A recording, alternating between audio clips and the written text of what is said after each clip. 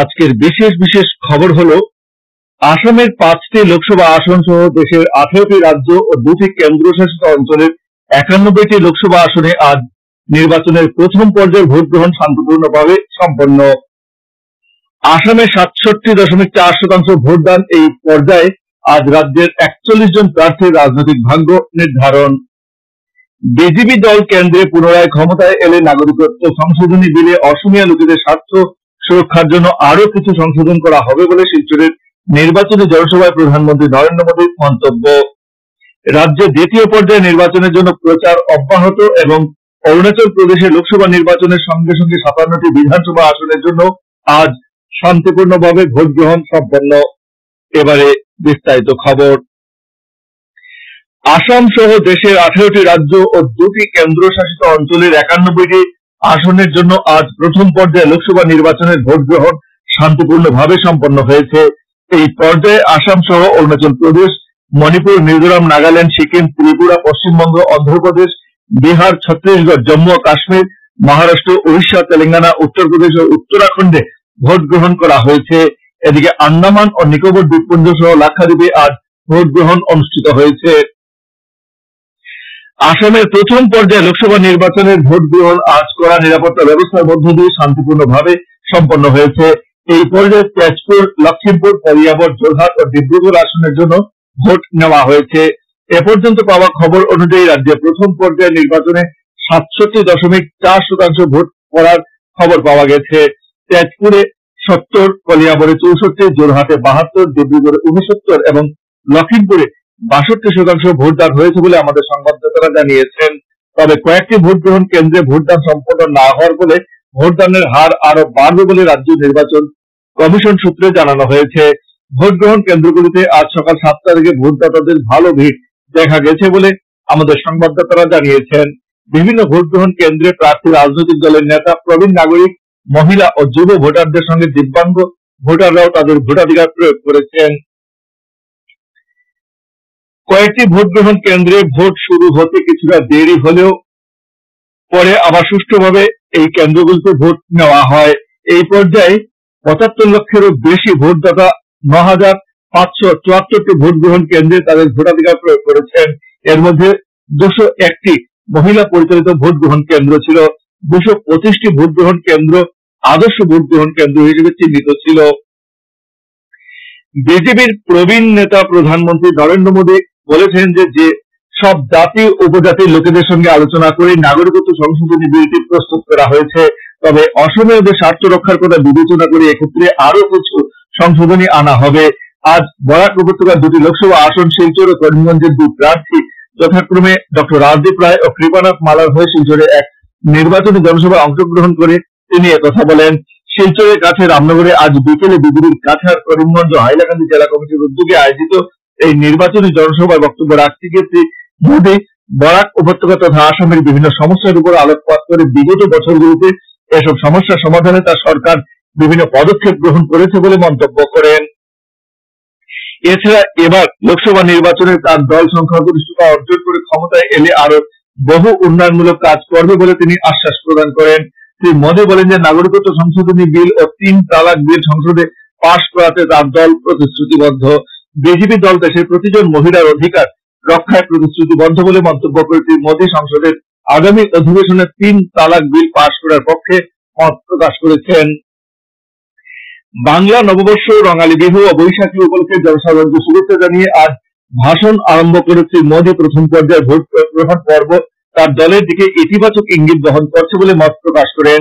দেশ তথা রাজ্যবাসীর নিরাপত্তার উপর বিশেষ গুরুত্ব আরোপ করে তিনি এক প্রধান, এক বিধান, এক সংবিধান চালু করার ক্ষেত্রে তার দলের প্রয়াসের কথা উল্লেখ করেন। এছাড়া ২০২২ সালের মধ্যে দেশের সকলের জন্য বাসস্থান, কৃষকদের আয় দ্বিগুণ করা, বীমা ও পেনশন প্রকল্প চালু রাখা, 4 জনগোষ্ঠীর লোকেদের জন্য 2 কিলো করে চাল ও চিনি বিনামূল্যে প্রদান করা ইত্যাদি বিভিন্ন উন্নয়ন সংক্রান্ত আশ্বাস তার ভাষণে ছিল। তিনি একই সঙ্গে বিগত 5 বছরে তার সরকারের বিভিন্ন উন্নয়নমূলক প্রকল্প যেমন রেলপথ সম্প্রসারণ, ইস্ট ওয়েস্ট করিডোর, মিনি সচিবালয়, স্বচ্ছ ভারত, উজ্জ্বলা যোজনা, প্রসূত মায়েদের এককালীন 12,000 টাকার আর্থিক সহায়তা, জনধন যোজনা ইত্যাদির কথা তার বক্তব্যে তুলে ধরেন। এদিকে বরাক উপত্যকা সফরে এসেছে মোদী 1947-এর দেশ ভাগের কথা স্মরণ করে তৎকালীন পাকিস্তানের সংখ্যালঘুদের এদেশে চলে আসার কথা উল্লেখ করে এসব মানুষদের জন্য কংগ্রেস এতদিন পর্যন্ত কোন সদর্থক পদক্ষেপ নেয়নি বলে অভিযোগ করেন।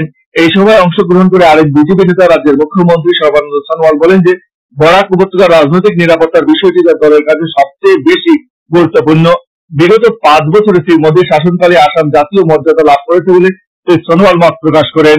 এদিকে তিনি কেন্দ্র ও রাজ্য সরকারের বিভিন্ন উন্নয়নমূলক কাজকর্মের বিষয় তুলে ধরে রাজ্য ও কেন্দ্রে ক্ষমতাসীন বর্তমান বিজেপি শাসিত সরকারের আমলে বরাক উপত্যকার রাস্তাঘাট, পরিবহন, স্বাস্থ্যসেবা, চা শ্রমিকদের কল্যাণ, মিনি সচিবালয় সহ অন্যান্য প্রকল্পের কথা পুনরায় উল্লেখ করেন।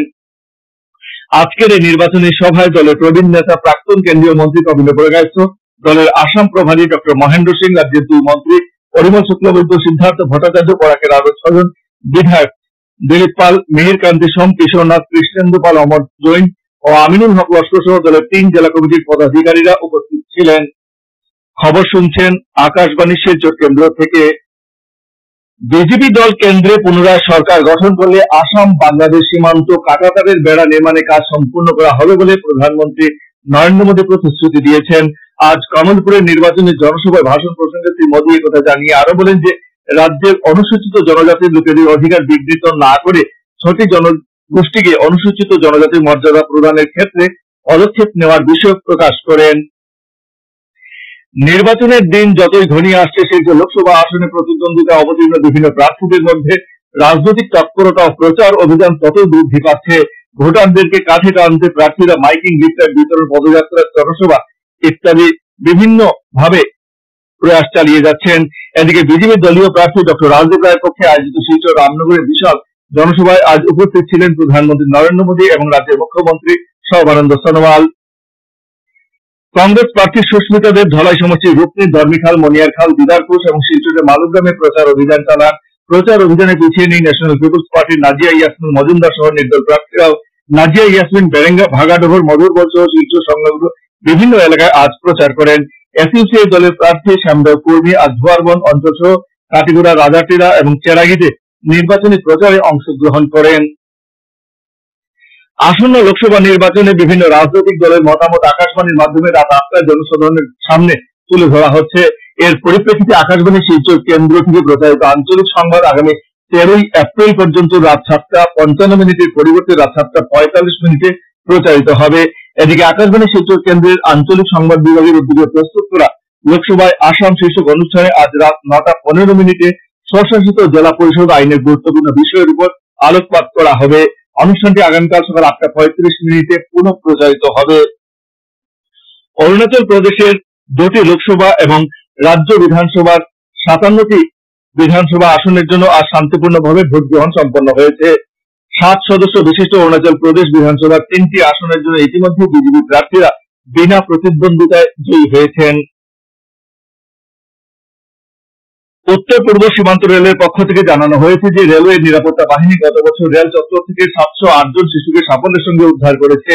এছাড়াও এই সময়কালে আরপিএফ 2 জন মানব পাচারকারীকে গ্রেপ্তার করেছে। শেষ করার আগে বিশেষ অংশ আরো একবার। আসামের 5টি লোকসভা আসন সহ দেশের 18টি রাজ্য ও 2টি কেন্দ্রশাসিত অঞ্চলের 91টি আসনে আজ লোকসভা নির্বাচনের প্রথম পর্যায়ের ভোট গ্রহণ শান্তিপূর্ণভাবে সম্পন্ন। আসামে 67.4% ভোটদান। এই পর্যায়ে আজ রাজ্যের 41 জন প্রার্থীর রাজনৈতিক ভাগ্য নির্ধারণ।